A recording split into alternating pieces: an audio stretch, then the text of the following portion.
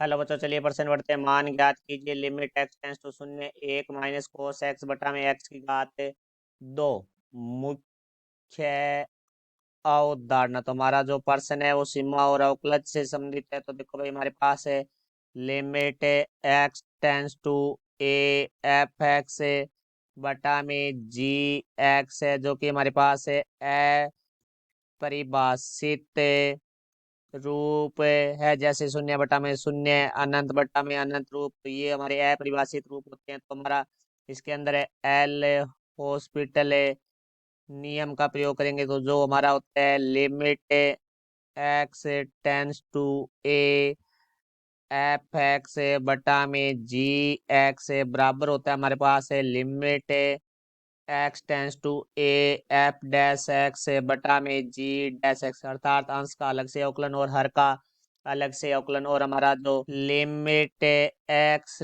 Tense to शून्य sine x बटा में एक्स है, वो हमारा बराबर होता है एक के। तो अब हमारे पर्सन के बारे में बात करते हैं। तो पर्सन में हमें दिया गया है लिमिट एक्स टेंस टू शून्य एक माइनस कोस एक्स बटा में एक्स की घात दो। तो यहाँ देखो, एक्स की जगह शून्य रखते हैं तो कोस शून्य का मान एक होता है, तो एक माइनस एक शून्य हो जाएगा। बटा में एक्स की जगह शून्य रखेंगे, शून्य का घात दो है, वो शून्य होता है।